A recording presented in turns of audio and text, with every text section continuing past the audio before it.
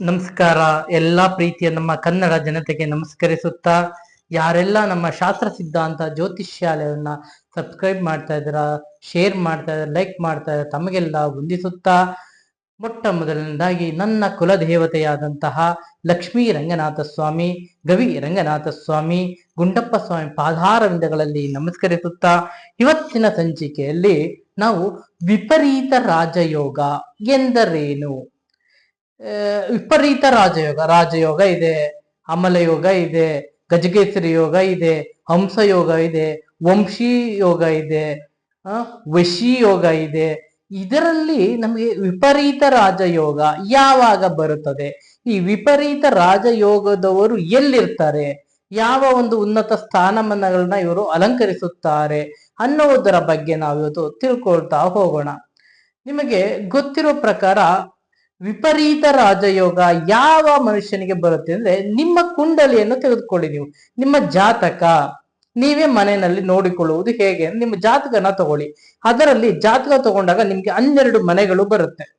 ಅಲ್ಲಿ ನಿಮಗೆ ಕೇಂದ್ರ ಸ್ಥಾನಗಳು ಯಾವುದು, ಮತ್ತೆ ನಿಮಗೆ ಅಲ್ಲಿ ತ್ರಿಕೋನ ಸ್ಥಾನಗಳು ಯಾವುದು ಅಂತ ಗೊತ್ತಾಗ್ಬಿಟ್ರೆ ನಿಮ್ಗೆ ವಿಪರೀತ ರಾಜಯೋಗ ಯಾವುದು ಅಂತ ನಿಮ್ಗೆ ಗೊತ್ತಾಗ್ಬಿಡುತ್ತೆ.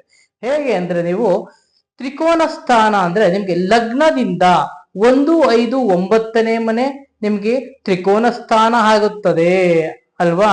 1, 5, 9 ತ್ರಿಕೋನ ಸ್ಥಾನ. ನಿಮಗೆ ಕೇಂದ್ರ ಸ್ಥಾನ ಅಂದಾಗ 1, 5, 7, 10 ಇದನ್ನ ನಿಮ್ಗೆ ಏನಂತೀವಿ ನಾವು, ಕೇಂದ್ರ ಸ್ಥಾನಗಳು ಅಂತ ಕರಿತೀವಿ. ಇಲ್ಲಿ ನೀವು ಏನ್ ಮಾಡಬೇಕು, ನಿಮಗೆ ಯಾವ ಯಾವ ದಶ ಭುಕ್ತಿಗಳು ನಡೀತಾ ಇದೆ. ಈಗ ಕೇಂದ್ರ ಸ್ಥಾನದಲ್ಲಿ ನಿಮಗೆ ಒಂದು ಇರಬಹುದು, ನಿಮಗೆ ಈಗ ಒಂದೇ ಯಾವುದು ತಗೊಳ್ಳಿ, ಮಿಥುನ ಲಗ್ನನೇ ತಗೊಳ್ಳಿ. ನೀವು ಮಿಥುನ ಲಗ್ನಕ್ಕೆ ಕರ್ಕಾಟಕ ರಾಶಿ ನಿಮಗೇನಾಗುತ್ತೆ, ಯೋಗ ಫಲ ಆಗುತ್ತೆ. ಅಲ್ಲಿ ನಿಮಗೆ ನೋಡಿ, ಮಿಥುನ ಆದ್ಮೇಲೆ ಮೇಷ ಆದ್ಮೇಲೆ ವೃಷಭ, ವೃಷಭ ಆದ್ಮೇಲೆ ಮಿಥುನ ಆದ್ಮೇಲೆ ಕರ್ಕಾಟಕ. ಎಷ್ಟು 5ನೇ ಸ್ಥಾನ ಬಂತಲ್ವೇ.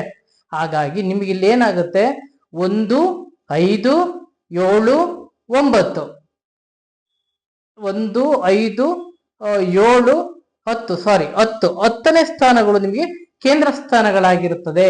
ಇಲ್ಲಿ ನಿಮ್ಮ ಸ್ಥಾನ, ಈಗ ನಾನು ಹೇಳ್ತಾ ಇರೋದೇನು, ಮಿಥುನ ಲಗ್ನ ಒಂದು ಎಕ್ಸಾಂಪಲ್ ತಗೊಳ್ಳಿ. ನೀವು ರಾಶಿ ಮೇಲೆ ಹೋಗ್ಬೇಡಿ ದಯವಿಟ್ಟು, ಲಗ್ನದಿಂದ ತಗೊಳ್ಳಿ. ನೀವು ರಾಶಿಯಿಂದ ನಾವು ಆದಷ್ಟು ಭಾವಚಾಟಗಳಲ್ಲಿ ಬಿಟ್ರೆ, ನಾವು ಕುಂಡ್ಲಿ ನೋಡ್ಬೇಕಾದ್ರೆ ಯಾರು ನಿಮಗೆ ರಾಶಿ ನೋಡಕ್ ಹೋಗಲ್ಲ, ಆದಷ್ಟು ನಿಮಗೆ ಲಗ್ನದಿಂದ ಸ್ಟಾರ್ಟ್ ಮಾಡ್ತಾರೆ. ಹಾಗಾಗಿ ಕೇಂದ್ರ ಸ್ಥಾನದಲ್ಲಿ ಈ ರಾಶಿಗಳು, ಈಗ ಕರ್ಕಾಟಕ ಬರುತ್ತೆ ನಿಮಗೆ, ಆಮೇಲೆ ಬಂದ್ರೆ ಕನ್ಯಾ ಬರುತ್ತೆ, ಕನ್ಯಾ ಬಿಟ್ರೆ ನಿಮ್ಗೆ ಯಾವ್ದು ಬರುತ್ತೆ, ನೆಕ್ಸ್ಟ್ ವೃಶ್ಚಿಕ ಬರುತ್ತೆ.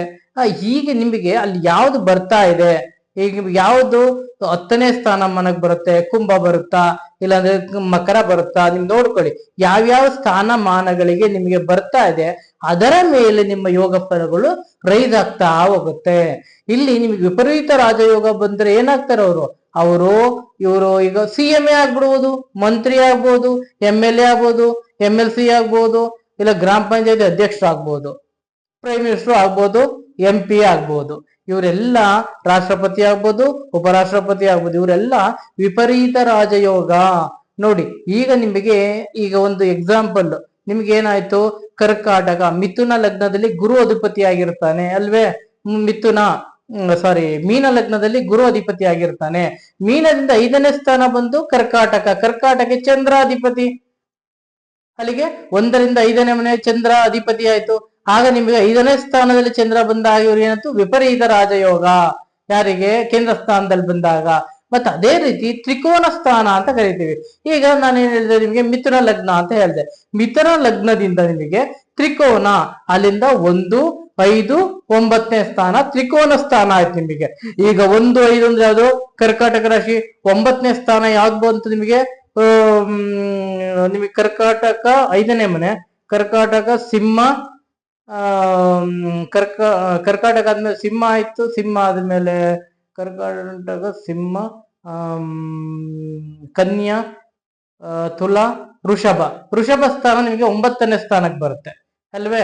ಹಾಗಾಗಿ 1, 5, 9ನೇ ಸ್ಥಾನಗಳನ್ನ ನೀವು ತಗೊಂಡಾಗ ನಿಮಗೆ ವಿಪರೀತ ರಾಜಯೋಗಗಳು ನಿಮಗೆ ಬರುತ್ತೆ. ಈಗ ಒಂದು ಎಕ್ಸಾಂಪಲ್ ನಿಮಗೆ ನಾನು ಈಗ ನಿಮ್ಗೆ ಹೇಳ್ದೆ ಮೀನ ರಾಶಿಯಿಂದ ತಗೊಂಡು ನಿಮ್ಗೆ ಹೇಳ್ದೆ. ನೀವು ವೃಷಭ ರಾಶಿಯಿಂದ ತಗೊಳ್ಳಿ. ವೃಷಭ ರಾಶಿ 5ನೇ ಮನೆ ಯಾವ್ದಾಗುತ್ತೆ? ವೃಷಭ ರಾಶಿಯಿಂದ ನಿಮಗೆ 5ನೇ ಮನೆ ಯಾವ್ದು ಬರುತ್ತೆ? ಸಿಂಹ ರಾಶಿ ಬರುತ್ತಾ?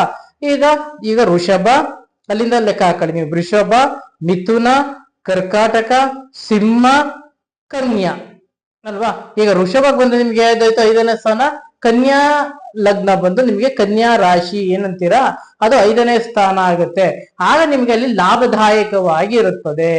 ಆಗ ನಿಮ್ಗೆ ಏನಾಗುತ್ತೆ?